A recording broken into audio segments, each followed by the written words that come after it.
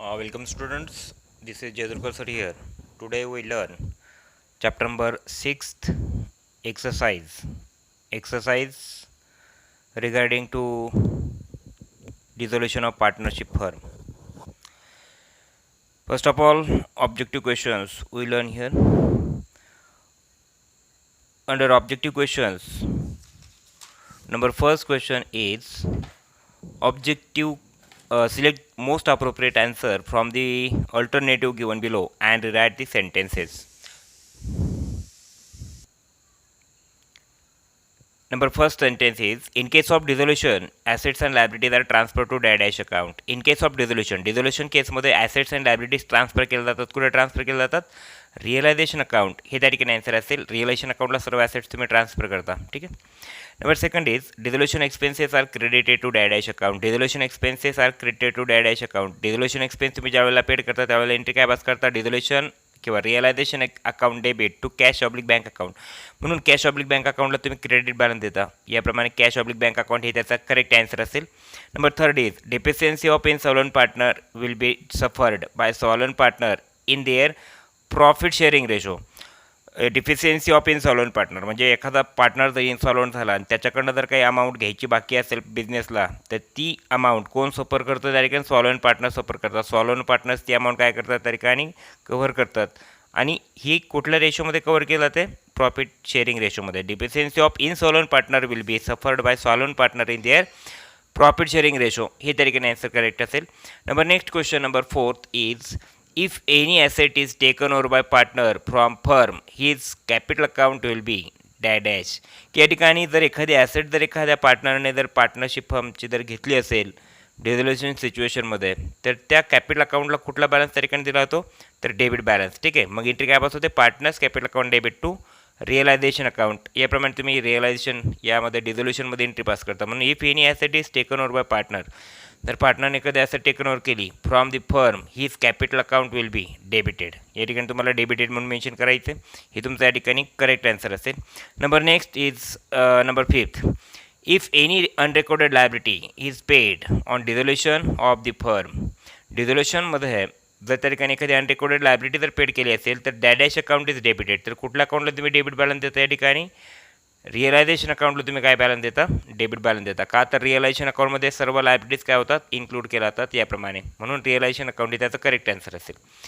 Number 6, partnership is completely dissolve when the partner of the firm become insolvent. जर partnership फर्ममधील partner जर इनसॉल्वंट जर होत असतील तर पार्टनरशिप फर्म काय केली जाते? डिझॉल्व केली जाते. Number 7 is, assets and liabilities are transfer to realisation account at their dash value. Assets and liabilities realisation अकाउंटला ट्रान्सफर केल्या जातात. कुठल्या व्हॅल्यूला? बुक व्हॅल्यूला. बुक व्हॅल्यूप्रमाणे ॲसेट्स ट्रान्सफर केले जातात. म्हणून या ठिकाणी बुक व्हॅल्यू हे त्या ठिकाणी करेक्ट आन्सर असेल. Number 8, if the number of partners in a firm falls below two the firm stands.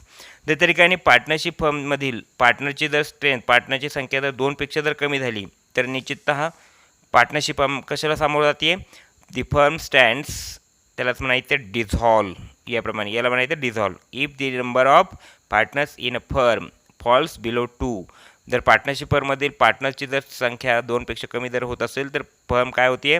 Stands dissolve त्या ठिकाणी केली जाते. 8 नंबर क्वेश्चन कळाला याप्रमाणे. नंबर नेक्स्ट क्वेश्चन असेल question number 9, realisation account is dash on realisation of asset. Realisation account is dash on realisation of assets. Asset जर realise झाल्या तर त्या ठिकाणी रिअलायझेशन अकाउंट इज क्रेडिटेड. तुम्ही रिअलायझेशन अकाउंटला कोणती एंट्री पास करता? कुठला बॅलन्स देता? क्रेडिट देता. का? तर ॲसेट्स रिअलाइज झाल्या की एंट्री काय पास होते? Cash oblique bank account debit to realisation account. म्हणून रिअलायझेशन अकाउंटला तुम्ही कुठला बॅलन्स देता? क्रेडिटेड हे त्या ठिकाणी आन्सर असणार आहे. Last number, all activities of partnership firm cease on dash of the firm. सर्व पार्टनरशिप फर्ममधील ॲक्टिव्हिटीज काय होतात? सीज होतात. त्यालाच म्हणायचं आहे डिझोल्युशन ऑफ फर्म. हे त्या ठिकाणी करेक्ट आन्सर असेल. हा असेल question number A. Sub question number A आपण स्टडी केला. आता सब क्वेश्चन नंबर बी आपण स्टडी करतोय. सब क्वेश्चन नंबर बी काय असेल? Give the word term or phrase किंवा give the word term phrase which can substitute each of the following statement.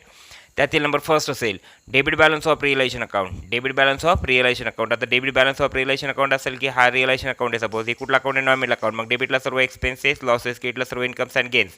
मग debit balance of income realisation account याचा अर्थ debit side जर excess असेल, credit side जर short असेल तर निश्चिततः या ठिकाणी एक्सपेन्सेस एक्सिस दिसत आहे, म्हणजे याला म्हणायचं रिअलायझेशन लॉस. रिअलायझेशन लॉस हे त्याचं करेक्ट आन्सर असेल. ठीक आहे. मग debit balance of realisation account याचा आन्सर असेल realisation loss. Number second winding up of partnership firm. Winding up of partnership business त्यालाच म्हणायचे. Winding up means dissolution of business किंवा डिझोल्युशन ऑफ पार्टनरशिप. ही तारीख तुम्हाला आन्सर द्यायचे.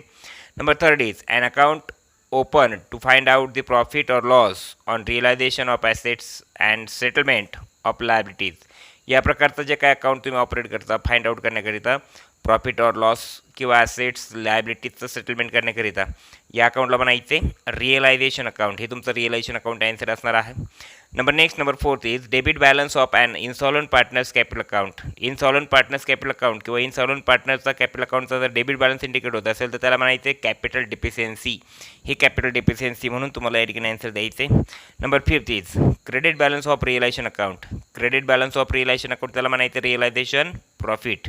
ठीक आहे. याप्रमाणे का तर क्रेडिट बॅलन्स एक्स्ट्रा आहे, इन्कम जास्त आहे म्हणून त्याला प्रॉफिट म्हणायचे. Number next conversion of assets into cash on dissolution of firm. की त्या ठिकाणी कॅश काय केली जाते किंवा ॲसेट्स कन्वर्ट केले जातात कशामध्ये? कॅशमध्ये. तर त्याला म्हणायचे conversion of assets into cash on dissolution of firm. Conversion of assets into cash on dissolution of firm याचा आन्सर असणार आहे रिअलायझेशन ऑफ ॲसेट्स. ठीक आहे. नंबर नेक्स्ट आहे liability likely to arise in future or on happening of certain event. Future happening of certain event regarding liability की जिला म्हणायचं contingent liability. ठीक आहे. Number next asset which are not recorded in the books of accounts. Asset जर books of अकाउंट्समध्ये record केली गेली नसेल तर तिला म्हणायचे अनरेकॉर्डेड ॲसेट्स. हे त्याचा प्रॉपर आन्सर असेल. Number 9 the account which show realisation of assets and discharge of liabilities. Assets realisation and discharge of liabilities जे अकाउंट शो करतो त्या अकाउंटला म्हणायचं रिअलायझेशन अकाउंट. आणि number last expenses incurred on dissolution of firm त्याला म्हणायचं dissolution expenses or realisation expenses. हे त्याचा प्रॉपर आन्सर तुम्हाला लक्षात घ्यायचं आहे. आता या ठिकाणी क्वेश्चन नंबर आपण अभ्यासतोय C. Sub question number C या ठिकाणी काय मेन्शन केलं यामध्ये state whether the following statements are true or false with reasons. या ठिकाणी एक्सप्लेन दिलं आहे. नंबर फर्स्ट काय क्वेश्चन दिलं आहे यामध्ये दी firm must be dissolve on the retirement of a partner. ठीक आहे. या ठिकाणी फर्म काय केली जाते रिटायरमेंट नंतर, पार्टनरच्या रिटायरमेंट नंतर काय केलं जाते डिझॉल्व केली जाते. The firm must be dissolve on the retirement of partner. पार्टनरच्या रिटायरमेंटमुळे पार्टनरशिप फर्म काय केलं जाते डिझॉल्व केलं जाते. तर स्टेटमेंट काय करेक्ट आहे की रॉंग आहे? तर रॉंग आहे. करेक्ट नाही आहे तर चुकीचं स्टेटमेंट आहे. मग या ठिकाणी स्टेटमेंट काय असेल this statement is false because of on retirement of partner if partnership agreement allows then the remaining partners can continue the business activities it means firm is not dissolved. Firm काय केलं जात नाही dissolve केलं जात नाही का तर continuing पार्टनर्सकडने business carry on केला जातो म्हणून फर्स्ट नंबर स्टेटमेंट फॉल्स असेल. Number second is on dissolution cash oblique bank account is closed automatically. ठीक आहे. डिझोल्युशनमध्ये कॅश ऑब्लिक बँक अकाउंट काय होतं ॲटोमॅटिकली क्लोज होतं. स्टेटमेंट काय असेल दिस स्टेटमेंट इज ट्रू. याप्रमाणे तुम्हाला आन्सर द्यायचे का तर त्याचा आन्सर तुम्हाला द्यायचा आहे की as a firm is dissolve there is no question of any business activities to be carried out further and so bank oblique cash account is also not necessary. Therefore on dissolution cash oblique bank account is closed automatically. हे तुम्हाला या ठिकाणी answer properly mention करायचं. ठीक आहे. Number third is on dissolution bank overdraft is transfer to realisation account. डिझोल्युशनमध्ये bank ओव्हरड्राफ्टचा जो बॅलन्स आहे तो तुम्ही काय करता रिअलायझेशन अकाउंटला ट्रान्सफर करता. स्टेटमेंट काय असेल तुमचं करेक्ट असेल ट्रू असेल म्हणून याचं स्टेटमेंट काय असेल this statement is true because of काय असेल त्याचा आन्सर मग and sundry liability of the business bank overdraft is a liability of a firm and hence it is transferred to realization account at the time of dissolution. डिझोल्युशनच्या वेळेला bank ओव्हरड्राफ्टचा balance तुम्ही काय करता realisation अकाउंटला ट्रान्सफर करता and पुढे काय mention करणार आहात तुम्ही and paid as third party liability. Third party liability म्हणून देखील या प्रकारची बँक ओव्हरड्राफ्टची लायबिलिटी तुम्ही काय करता पे करता म्हणून bank overdraft transfer to realisation account this statement is true. हे स्टेटमेंटमध्ये तुम्हाला आन्सर मेन्शन करायचे. Number fourth is A sole partner having debit balance to his capital account does not share the deficiency of insolvent partner's capital account. This statement is काय म्हणायचं या ठिकाणी false. का तर या ठिकाणी जे सॉलॉन पार्टनर्स आहेत, सॉलॉन पार्टनर्सकडनं जी काय कॅपिटल डिफिशियन्सी आहे ही काय केली जात नाही, शेअर केली जात नाही असं त्या ठिकाणी म्हणणं आहे. परंतु जो डेबिट बॅलन्स आहे सॉलॉन पार्टनर्स म्हणजे जो बॅलन्स असेल इनसॉलंट पार्टनरचा तो सॉलंट पार्टनरकडनं काय केला जातो, शेअर केला जातो. A solvent partner having a debit balance to his capital account does not share the deficiency of insolvent partners capital account. की सॉलंट पार्टनरकडनं इनसॉलंट पार्टनरची जी काय कॅपिटल डिफिशियन्सी आहे ती त्या ठिकाणी काय केलं जात नाही, सेट केलं जात नाही, सेटल केलं जात नाही असा त्याचा अर्थ होतो आहे. म्हणून दिस स्टेटमेंट इज फॉल्स याप्रमाणे. का तर सॉलंट पार्टनर्सकडनं इनसॉलंट पार्टनरची जी डिफिशियन्सी आहे ती त्या ठिकाणी टोटली सेटल केली जाते हे आपण लक्षात घेतलेलं आहे, कवर केली जाते. नंबर 5 असेल at the time of dissolution partnership firm all assets should be transfer to realisation account. तर त्या ठिकाणी रिअलायझेशनच्या वेळेला सर्व ॲसेट्स त्या ठिकाणी काय केलं जातात, ट्रान्सफर केल्या जातात. तर हे स्टेटमेंट काय असेल, फॉल्स असेल. का फॉल्स असेल तर त्यामध्ये आन्सर असेल दिस स्टेटमेंट इज फॉल्स. त्याचा आन्सर असेल because at the time of dissolution loan from partner will be paid after the payment of liabilities of third parties of the firm. It is not transfer to realisation account. Partners loan account is a separately opened and paid accordingly. Actually partners capital account separately prepare केलं जातं, त्या अनुषंगाने आपण इथे answer द्यायचे. म्हणून दिस statement is false म्हणून लक्षात घ्यायचं. नंबर 6 नंबर असेल debit balance of insolvent partners capital account is known as capital deficiency. This statement is काय असणार आहे, करेक्ट असेल. This statement is true. Debit balance of insolvent partners capital account is known as a capital deficiency. This statement is true. हे statement correct आहे. का statement correct आहे, debit balance of partners capital account means excess of drawings than the capital credit balance. In case of insolvent partner, debit balance of capital account means liabilities which he cannot pay. It means capital deficiency. हे त्या ठिकाणी properly तुमचं reason त्यामध्ये द्यायचे. Number next number 7 at the time of dissolution loan from partner will be transfer to realisation account. ठीक आहे, काय mention केलं यामध्ये, at the time of dissolution loan from partner will be transfer to realisation account. हे जे statement आहे हे statement काय असणार यामध्ये फॉल्स असेल, चुकीचं असेल. तर या ठिकाणी रिझन काय असणार याचं, at the time of dissolution loan from partner will be paid after the payment of liabilities of third parties of the firm. It is not transfer to realisation account and partners loan account is separately open and paid accordingly. हे त्या ठिकाणी तुम्हाला answer mention करायचे. Number 8 असेल dissolution takes place when the relation among the partners comes to an end. त्या ठिकाणी म्हणायचं comes to an end.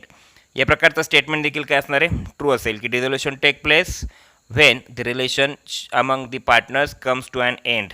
तर या ठिकाणी स्टेटमेंट काय असेल, ट्रू असेल. तर त्याचं रिझन काय असेल, as per definition dissolution means to wind up or to close down and it is possible only when relation among the partners in partnership firm comes to an end. हे त्या ठिकाणी answer तुम्हाला द्यायचे.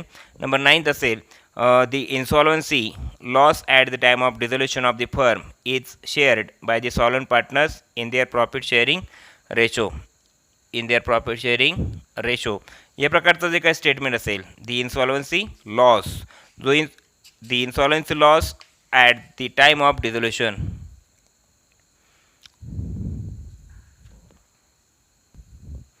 The insolvency loss at the time of dissolution of firm is shared by solvent partners in their profit sharing ratio. ठीक आहे, इनसॉल्वंट पार्टनरचा जो loss असेल तो काय करतात, जे सॉल्वंट पार्टनर्स आहेत ते त्या ठिकाणी त्यांच्या प्रॉफिट शेअरिंग रेशोमध्ये काय करतात, शेअर करतात. याप्रमाणे हे स्टेटमेंट देखील करेक्ट असेल, ट्रू असेल. This statement is true. हे त्या ठिकाणी आन्सर तुम्हाला मेन्शन करायचं आहे. नंबर लास्ट आहे realisation loss is not transfer to insolvent partners capital account. Realisation loss not transfer to insolvent partners capital account.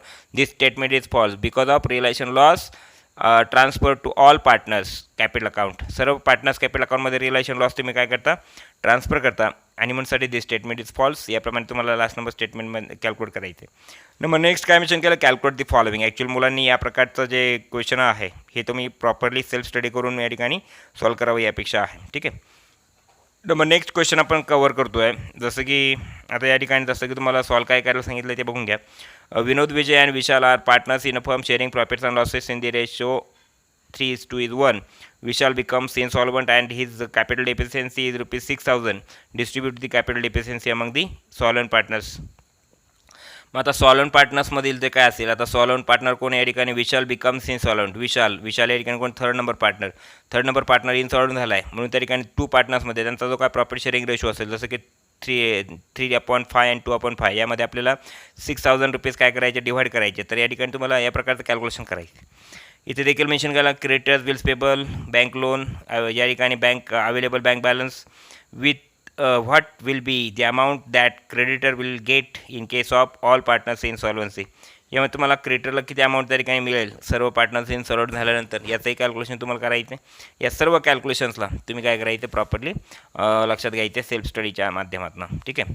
Number next question आपण या ठिकाणी कंटिन्यू करतो आहे. Answer in 1 sentence only. आता ॲन्सर इन 1 सेंटेन्स ओनली यामध्ये आपण जर बघितलं तर यामध्ये आपल्याला जे काही प्रत्येक क्वेश्चन असेल तो या ठिकाणी काय करायचं, प्रॉपरली लक्षात घ्यायचं आहे, समजून घ्यायचं आहे. तर या ठिकाणी फर्स्ट नंबर जो काय क्वेश्चन आपण कव्हर करतो आहे की ज्यामध्ये फर्स्ट नंबर क्वेश्चन असेल की what is dissolution of partnership firm.